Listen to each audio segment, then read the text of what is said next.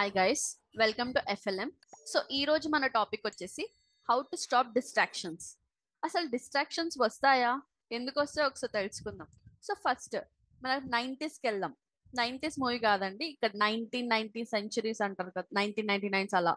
So అప్పుడు ఎలా ఉండే అంటే జనరేషన్స్ లో సపోజ్ మీరు ఇంటర్మీడియట్కి వెళ్ళారనుకోండి, మీరు హాస్టల్కి వెళ్ళిపోతుండే. లైక్ టీవీ అవేం ఉండకపోతుండే, ఏదో జియో చిన్న ఫోన్ ఉంటుండే. సో దాన్ని బట్టి మీలో నెట్ ఉండకపోతుండే, ఏం ఉండకపోతుండే. సో అప్పుడు మీకు డిస్ట్రాక్షన్స్ కూడా ఎక్కువ ఉండకపోతుండే.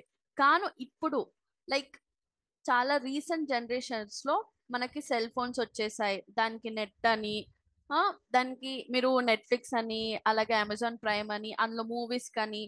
సో ఇలా చాలా డిస్ట్రాక్షన్స్ వచ్చేస్తాయి కదా. సో ఇవి ఎలా అవాయిడ్ చేయాలి, అలాగే మనకు ఎలా ఎన్ని వేస్ లో డిస్ట్రాక్షన్స్ వస్తాయి, ఇంటర్నల్ డిస్ట్రాక్షన్స్ ఉంటాయి, ఎక్స్టర్నల్ డిస్ట్రాక్షన్స్ ఉంటాయి. సో అవన్నీ ఈ వీడియోలో మనం డిస్కస్ చేద్దాం. ఓకే. సో ఫస్ట్ ఒక స్టూడెంట్ కానివ్వండి మీరు, లేదంటే ఒక యూపీఎస్సీ ఎగ్జామ్ కి ప్రిపేర్ అవ్వనివ్వండి, లేదంటే మీరు ఒక హౌస్ వైఫే అవ్వనివ్వండి, మీరు ఏ రోల్ కి తీసుకున్నా మీకు డిస్ట్రాక్షన్స్ అనేటివి ఉంటానే ఉంటాయి.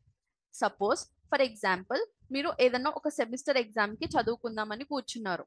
ఓకే. సో ఇప్పుడు మనం కొన్ని ఎక్స్టర్నల్ డిస్ట్రాక్షన్స్ గురించి మాట్లాడుకుందాం. ఓకే. అసలు ఎక్స్టర్నల్ డిస్ట్రాక్షన్స్ అంటే ఏంటి అంటే, ఒక స్టూడెంట్ అనేది ఎగ్జామ్ కోసం చదువుకునేటప్పుడు వాడికి డిస్ట్రాక్షన్స్ ఎందుకు వస్తాయి? వాడి మొబైల్లో వాట్సాప్ మెసేజెస్ టింగ్ టింగ్ టింగ్ అని పడతానే ఉంటాయి, లేదంటే స్నాప్చాట్ మెసేజెస్ ఒక 10 పడుతూ ఉంటాయి. అయిపోయి వాడు ఈ చదవడం ఆపేసి ఆ మొబైల్ తీసుకొని వాడు చూస్తా ఉంటాడు. ఇది ఒక ఎక్స్టర్నల్ డిస్ట్రాక్షన్.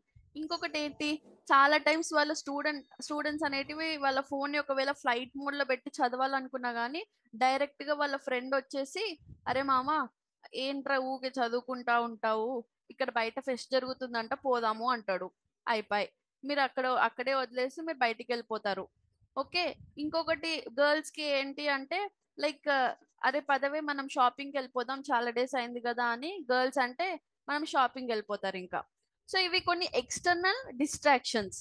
ఓకేనా. సో వీటికి ఇలాగే స్టూడెంట్స్ కి ఇంటర్నల్ డిస్ట్రాక్షన్స్ కూడా ఉంటాయి. ఈ ఇంటర్నల్ డిస్ట్రాక్షన్స్ ఏంటి అంటే, ఇప్పుడు సపోజ్ మీరు చదవాలి అనుకుంటున్నారు, కానీ ఇంట్లో సపోజ్ లోన్లీగా ఉన్నారు. పేరెంట్స్ ఎటో బయటికి వెళ్ళారు, లోన్లీగా ఉన్నారు ఇంట్లో. ఓకే. సో ఇంట్లో లోన్లీగా ఉన్నప్పుడు మీరు ఏం చేస్తారు? అరే లోన్లీగా అనిపిస్తుంది, కొంచెం ఏదైనా ఫ్రెండ్కి కాల్ చేసేద్దాం. ఓకే. సో కొద్దిసేపు కొంచెం మైండ్ రిలాక్స్ అలా అవ్వనికి కొంచెం సేపు ఏదన్నా సోషల్ మీడియాని స్క్రోల్ చేసుకుందాం కొద్దిసేపు వరకు, ఇలా అని అనుకుంటారు కదా. సో ఇవన్నీ కొన్ని ఇంటర్నల్ డిస్ట్రాక్షన్స్, ఇవి కొన్ని ఎక్స్టర్నల్ డిస్ట్రాక్షన్స్. సో ఇవి అవాయిడ్ చేయడానికి మనము కొన్ని ప్రయోరిటైజ్ చేసుకోవాలి టాస్క్స్ ని. అది ఎలా అంటే, ఇప్పుడు సపోజ్ మీరు ఒక సెట్ ఆఫ్ టైం పీరియడ్ లో మీరు కూర్చొని చదువుదాం అనుకుంటున్నారు. సో అప్పుడు మీ బ్యాక్గ్రౌండ్ లో కానీ పీస్ఫుల్ ప్లేస్ లో కూర్చొనికి ట్రై చేయండి ఫస్ట్. పీస్ఫుల్ ప్లేస్ లో కూర్చున్నాక, సో మీరు ఏ డిస్ట్రాక్షన్స్ లేకుండా ఫస్ట్ నోటిఫికేషన్స్ అవన్నీ మ్యూట్ చేసేసుకోండి, ఫోన్ ని సైలెంట్ మోడ్ లో పెట్టేసుకోండి.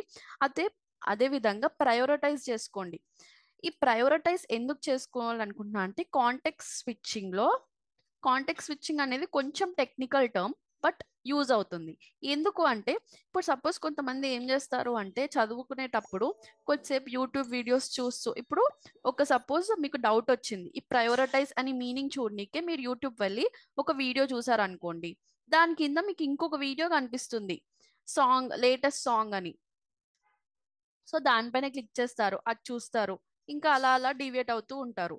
సో ఇలా కాంటెక్ట్ స్విచ్చింగ్ చేస్తూ ఉంటే, అలా కాంటెక్ట్ స్విచ్చింగ్ లో మీకు minimum amount of time waste అవుతూ ఉంటది. సో దానివల్ల చాలా అమౌంట్ ఆఫ్ టైం వేస్ట్ అవుతుంది కాబట్టి, మీరు కాంటెక్ట్ స్విచ్చింగ్ కాకుండా ప్రయోరిటైజ్ చేసుకోండి టాస్క్స్.